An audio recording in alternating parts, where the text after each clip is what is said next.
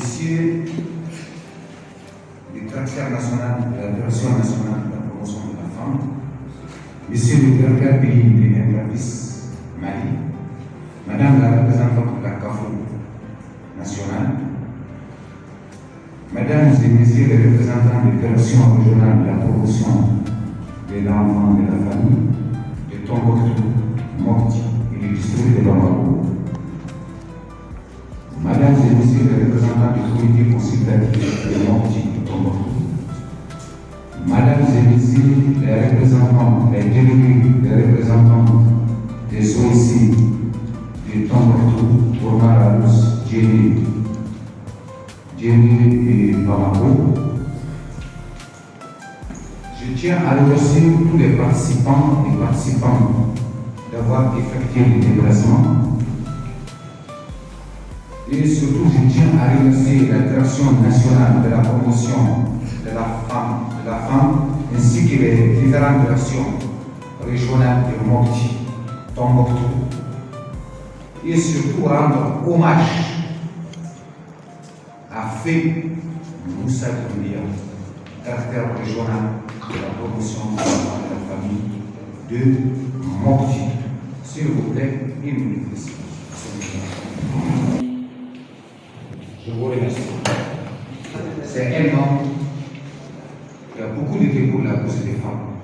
C'est un homme qu'on ne va jamais oublier. C'est un homme qui a travaillé de façon sérieuse et professionnelle. Comme vous le savez, à l'issue du Forum du 19 au 21 mars, financé par Intervice et l'Union européenne, il est ressorti les besoins d'un plaidoyer pour la prise en compte des besoins des femmes et des jeunes filles dans le contexte du projet Voix des femmes. Cette réunion d'aujourd'hui qui nous réunit d'échanges avec les autorités nationales, la CAFO et les OIC partenaires vise trois objectifs principaux. 1. Présenter et analyser la note de plaidoyer.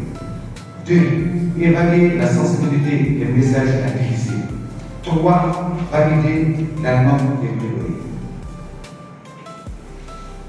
Sur ce, je voulais remercier infiniment Intervice à travers son directeur pays, M. Madame Traoré, qui a accompagné ce projet pendant 2 ans de façon professionnelle et très sérieuse. C'est grâce à leur appui aujourd'hui que nous avons soutenu les 15 ministres dans les différents cercles d'intervention. Sur ce, je vous souhaite une très bonne réunion du succès et je vous remercie.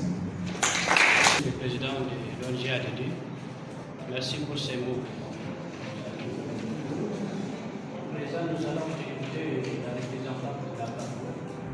Oui, merci, monsieur le modérateur. Bonjour à toutes et à tous.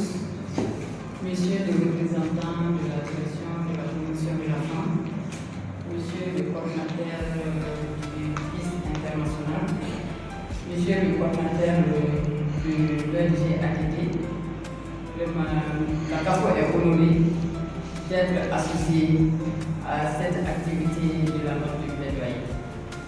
Monsieur aussi à tous les services techniques des localités bénéficiaires et de toutes les ESC présentes bénéficiaires de cette activité. Vraiment, c'est un honneur, après avoir accueilli, continuer cette activité pour faire un plaidoyer, pour prendre en compte les besoins des femmes et des jeunes filles. Et là, ça va aboutir à la pérennisation des activités qui ont été menées. Quand on accueille pendant un moment, s'il n'y a pas une continuité, on va revenir à la case de départ. Je trouve que c'est une activité très pertinente et nous souhaiterons qu'on sorte avec une note de plaidoyer pertinente pour attirer les autorités et qu'ils prennent en compte tous nos besoins. Je vous remercie. Je profite aussi. À présent, nous allons au centre programme d'Intervice Mali. Bonjour à tous. Toujours un honneur, un immense plaisir d'être à vos côtés Monsieur le représentant de la Direction nationale de la promotion de la femme, Monsieur le Président du département ADG, Madame la représentante de la CAPO, chers participantes et participants, bienvenue. Alors, cet événement qui me réunit ce matin, je crois que le titre est assez marquant. Moi, j'allais plutôt dire réunion de réflexion pour valider la stratégie de plaidoyer, également valider la note de plaidoyer, réfléchir également sur les messages clés, parce que c'est à la suite de cet atelier que cette note de plaidoyer sera partagée avec les différents ministères engagés afin qu'ils puissent penser en tout cas au sort de ces OSC extrêmement important. Cet événement ne nous permettra pas d'engager les autorités existent encore dans la note de plaidoyer. Il est bon également de souligner que cet événement est la suite logique du Forum national. Et les autorités de tutelle, depuis le début du processus jusqu'à la fin, je crois que c'est ce qui est arrivé à faire. Et c'est le lieu pour moi de les remercier. Remercier le président Hamza, remercier toute l'équipe programme et toute l'administration pour tous les efforts consentis pendant ces 2 ans de labeur. Et c'est extrêmement important. Merci à toute l'équipe qui se trouve à Mopti, merci à toute l'équipe qui se trouve à Tombouctou, merci à l'équipe de Bamako. C'est extrêmement important ce que vous avez fait. Et nous sommes en train d'échanger avec l'Union européenne. Les échanges ont commencé pour la suite logique à donner à cette initiative. 2 ans, nous avons renforcé les capacités techniques, organisationnelles et méthodologiques de cette OSC. Maintenant, ce qui reste, ça n'engage que moi, en attendant de voir les recommandations issues du forum, c'est le renforcement économique. Parce que oui, les femmes ont besoin d'être structurées, les femmes ont besoin d'être renforcées, mais à un moment donné, il faudra leur donner les moyens et les ressources nécessaires afin que cet épanouissement puisse devenir une réalité. Et c'est cette suite logique que nous voudrions donner à ce projet pour voir les femmes. Et les échanges avec l'Union européenne vont dans ce sens. Et ça, c'est extrêmement important. Déjà, le plan d'action de l'Union européenne porte sur 3 grands piliers, dont le renforcement économique.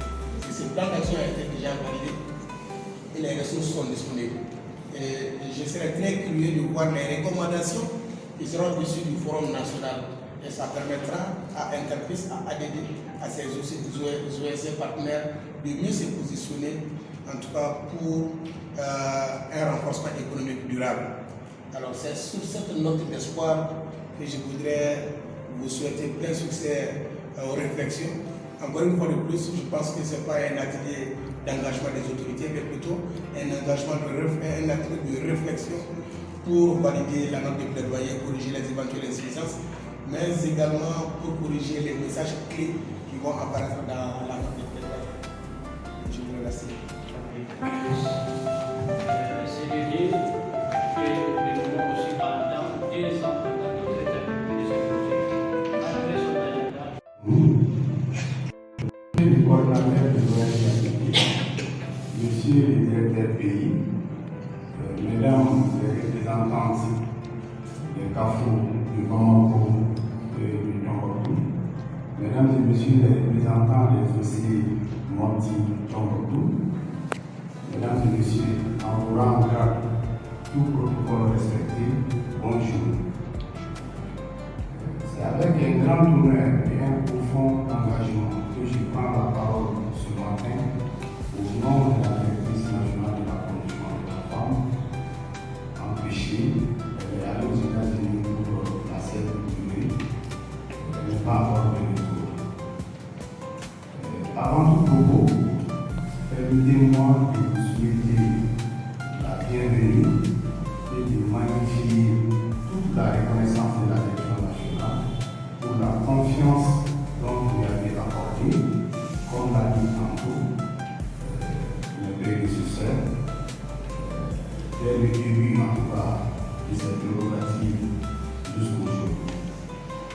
Mesdames et messieurs, cette rencontre essentielle, à bien des égards, nous offre l'opportunité de présenter et d'échanger autour des messages clés et des recommandations de la note de plaidoyer en faveur de l'autonomisation et du leadership des femmes.